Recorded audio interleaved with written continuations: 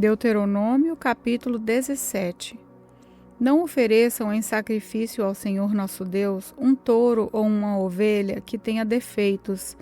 Deus detesta isso. É possível que, em alguma das cidades que o Senhor nosso Deus vai dar a vocês, um homem ou uma mulher peque contra Deus e quebre a aliança feita com ele, isso é, adore outros deuses, ou o sol, a lua ou as estrelas, desobedecendo assim a lei de Deus. Se souberem de alguém que está fazendo isso, examinem o caso com todo cuidado. Se ficar provado que de fato foi cometido um pecado tão grave no meio do povo de Israel, levem a pessoa culpada, seja homem ou mulher, para fora da cidade e a matem a pedradas. Mas é preciso haver pelo menos 2 testemunhas para que uma pessoa seja condenada à morte. Ninguém pode ser morto se houver somente uma testemunha. As testemunhas serão as primeiras a jogarem pedras na condenação. Depois, todos os outros devem atirar pedras também. Matem essa pessoa e assim tirarão o mal do meio do povo. Pode acontecer que numa cidade apareça um caso tão difícil que o juiz do lugar não possa resolvê-lo. Pode ser um caso de assassinato, ou questão de propriedade, ou caso de violência, ou outra questão qualquer. Quando isso acontecer, vão até o lugar escolhido por Deus, o Senhor, para nele ser adorado, e apresentem o caso aos sacerdotes, levitas e aos juízes que estiver resolvendo as questões naquele tempo. Eles julgarão o caso e darão a sua decisão. Vocês farão tudo o que eles mandarem, obedecendo a todas as suas instruções. Aceitem a decisão dele, sigam as suas instruções e cumpram rigorosamente as ordens que eles derem. Mas, se houver alguém tão orgulhoso que não queira obedecer à decisão do sacerdote ou do juiz, esse alguém será morto, e assim vocês tirarão o mal do meio do povo de Israel. Quando souberem do que aconteceu, todos ficarão com medo e ninguém mais fará a mesma coisa. Depois que vocês entrarem na terra que o Senhor, nosso Deus, está dando a vocês e tomarem posse dela, e depois que tiverem morado lá algum tempo, vocês vão querer um rei para os governar, como os reis das nações vizinhas. O homem que escolherem para ser o rei deve ser indicado por Deus o Senhor. Não pode ser estrangeiro, somente um israelita pode ser escolhido como rei. O rei não deverá ter muitos cavalos no seu exército e também não mandará homens ao Egito para comprarem cavalos, pois o Senhor já disse a vocês que nunca mais voltariam para o Egito. O rei não deverá ter muitas mulheres, pois isso o levaria a abandonar a Deus. E também não ajuntará para si muita prata e ouro. Quando o rei começar a governar, mandará fazer uma cópia da lei de Deus que está no livro guardado pelos sacerdotes levitas. Ele deverá ficar com essa cópia e todos os dias da sua vida lerá a lei, para que aprenda a temer o Senhor nosso Deus e para que sempre obedeça fielmente a todas as leis e a todos os mandamentos. Se fizer isso, ele não irá pensar que é mais do que os outros e cumprirá fielmente todas as leis.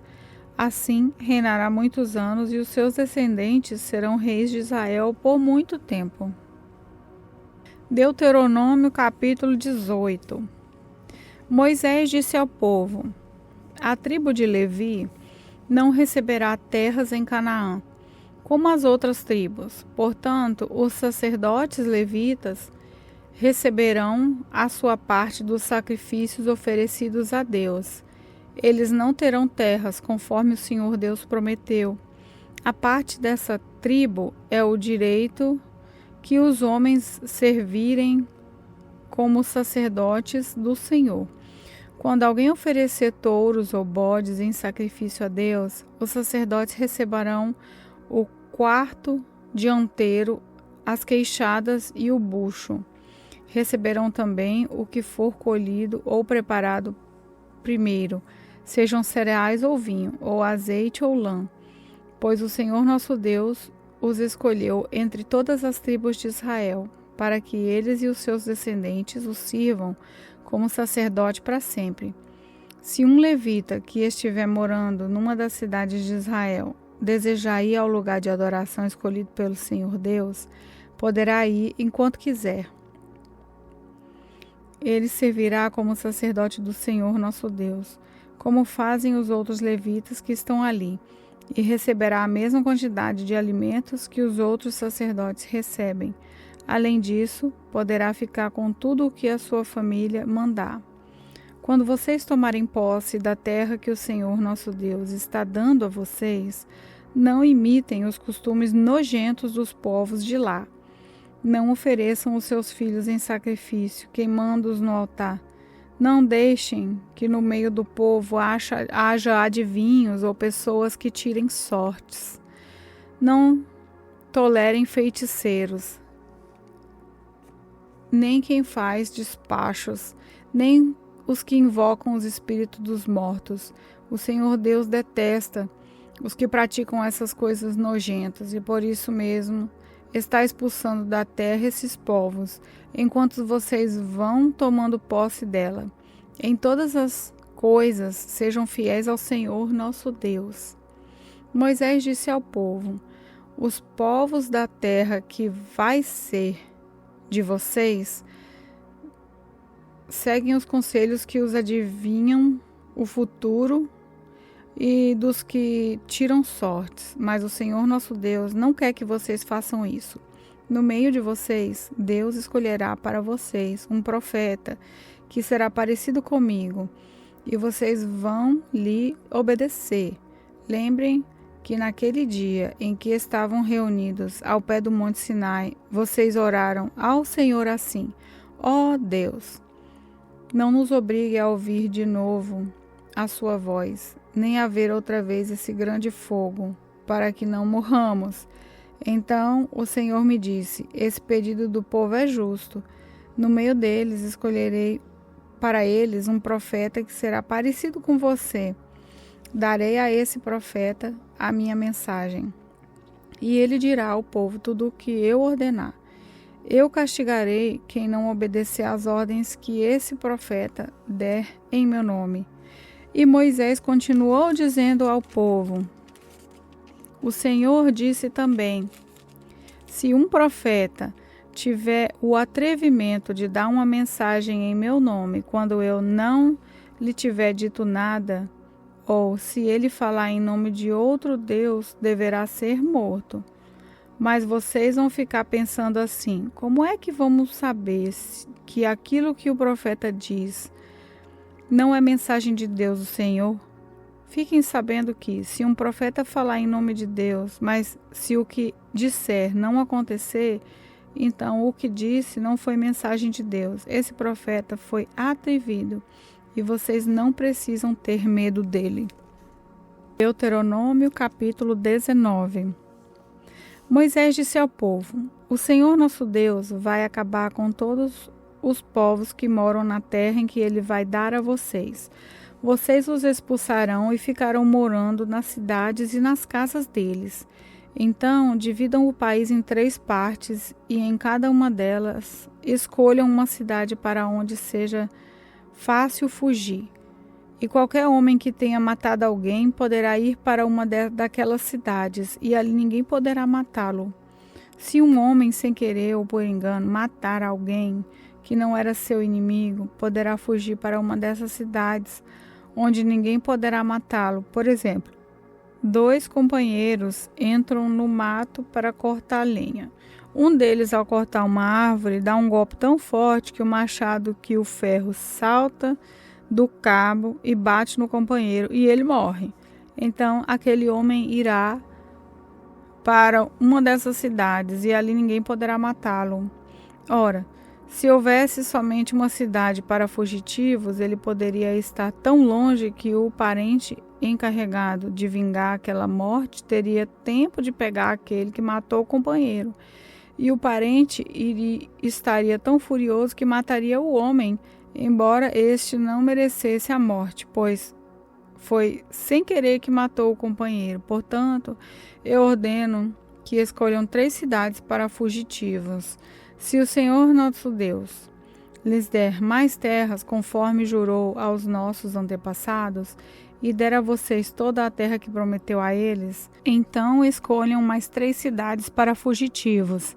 Deus lhe dará mais terra se vocês obedecerem a todos os mandamentos que estou dando a vocês hoje. Se amarem o Senhor nosso Deus com todo o coração, e se nunca se desviarem dos caminhos que Ele mostra, se escolherem mais essas cidades para fugitivas, então não morrerá nenhum homem inocente na terra que o Senhor Deus lhe está dando, e vocês não serão culpados da morte de homens inocentes. Mas pode acontecer que um homem tenha ódio de outro. Ele fica de tocaia e ataca e mata o amigo.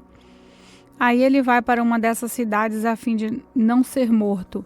No caso, os líderes da cidade em que ele mora mandarão buscá-lo e o entregarão ao parente encarregado de vingar aquela morte. E o criminoso será morto. Não tenham nem dó nem piedade. Tiram do meio de Israel o criminoso, a fim de que tudo corra bem para vocês.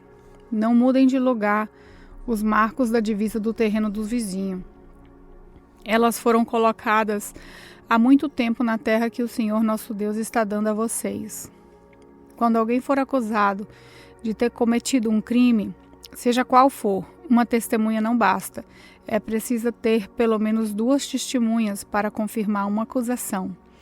Se uma testemunha falsa acusar alguém de ter cometido um crime, o acusador e o acusado irão ao lugar de adoração e ali apresentarão o caso aos sacerdotes e aos juízes que estiverem julgando naquele tempo. Estes examinarão o caso com todo cuidado, e se for provado que o homem deu testemunho falso contra o seu patrício israelita, será condenado e o castigo dele será o mesmo que ele queria para o outro.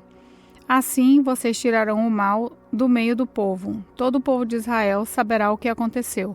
Todos ficarão com medo e ninguém se atreverá a praticar uma ação tão má no meio do povo. Não tenham dó nem piedade. O castigo será vida por vida, olho por olho, dente por dente, mão por mão, pé por pé. Paz do Senhor, aqui quem fala é a irmã Laila. Senhor Deus, dono do tempo e da eternidade, o céu hoje, o amanhã, o ontem. Quero acabar mais um dia, quero dizer muito obrigado por tudo que recebi. Obrigado pela vida, pelo amor, pelas flores, pelo ar, pelo sol, pela alegria, pela dor e pelo que foi possível e o que não foi também possível. Obrigado por tudo. Espírito Santo, grave essa palavra no nosso coração, em nome de Jesus. Amém.